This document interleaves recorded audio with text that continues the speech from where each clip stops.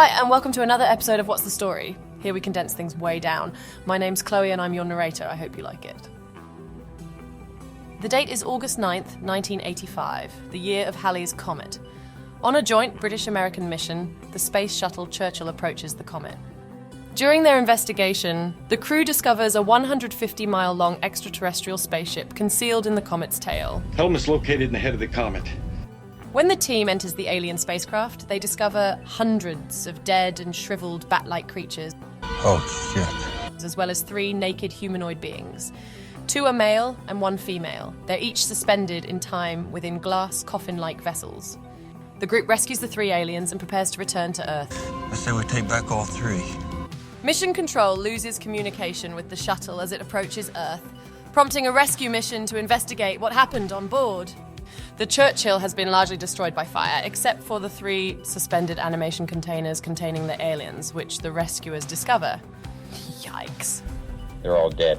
All 3 are transported to the European Space Research Centre in London, where they are under the supervision of Dr. Leonard Bukowski and Dr. Hans Verlader. Understood.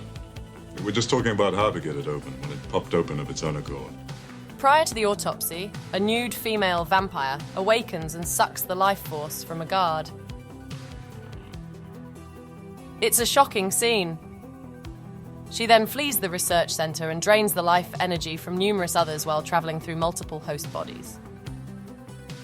She's gone. I saw. The 2 humanoid guys awaken and attack the guards, who open fire with their assault rifles and appear to be blown to pieces.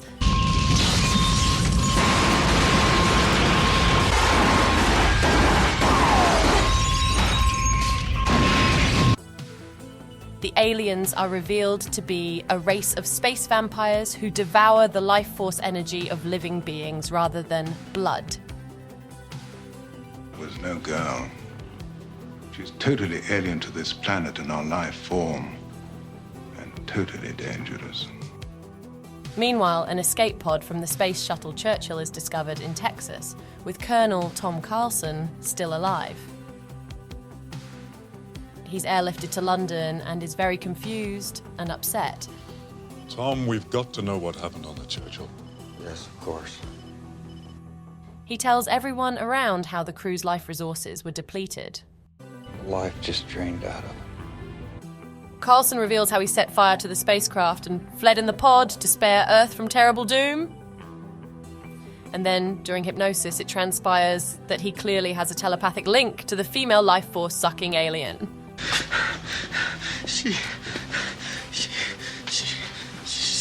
has some kind of mental contact over me. She's draining me. Carlson and Colonel Colin Kane, a member of the SAS no less, track the alien down to the body of a nurse at a psychiatric hospital in Yorkshire.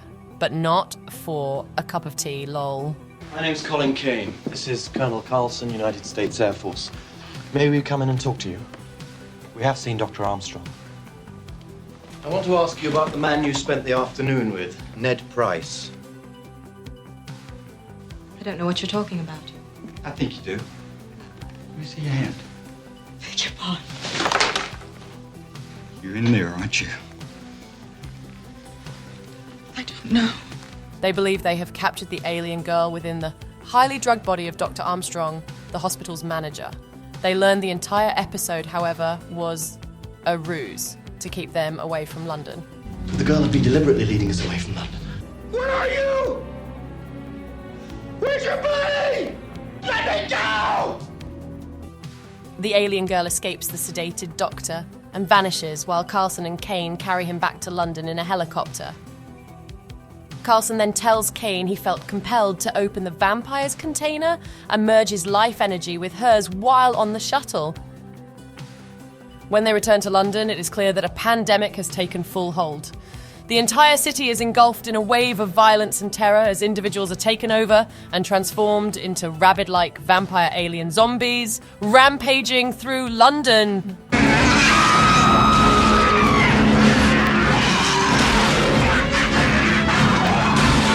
When Carlson and Kane return to SAS headquarters, they discover everything has gone completely bonkers and that even the Prime Minister has been infected. and martial law has been imposed to prevent the plague from spreading outside of London.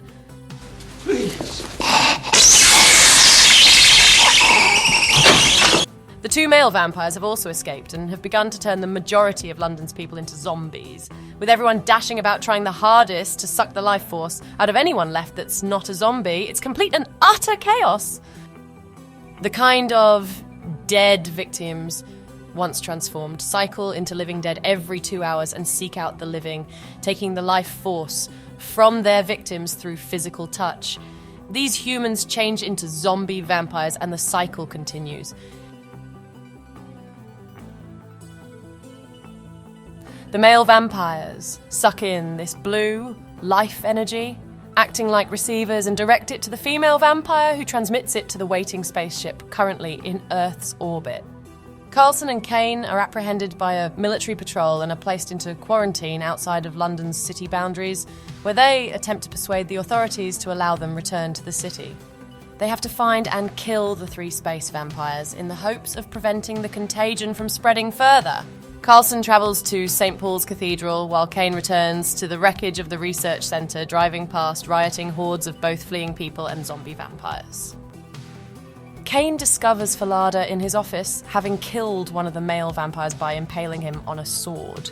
The vampire's vital area is a few inches below the heart, rather than the heart itself. He hypothesises that all vampire legends are based on prior visits by this space vampire race. Meanwhile, Carlson knows his mental link is being utilised to entice him back to the alien in order for her to reclaim the life force she shared with him. She is laying on the altar of St. Paul's Cathedral, transferring energy to her spaceship.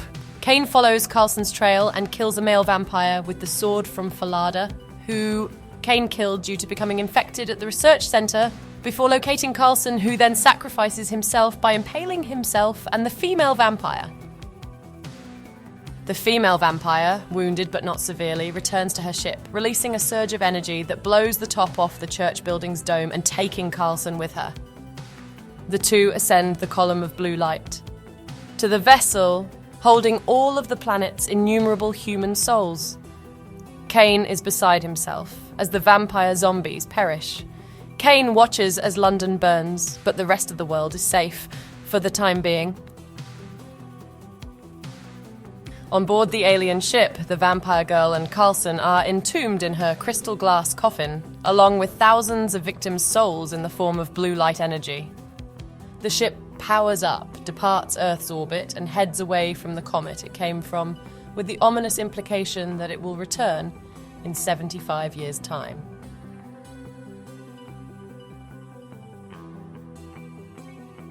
So what are your thoughts on my recap? Had you seen the film or have inspired you to?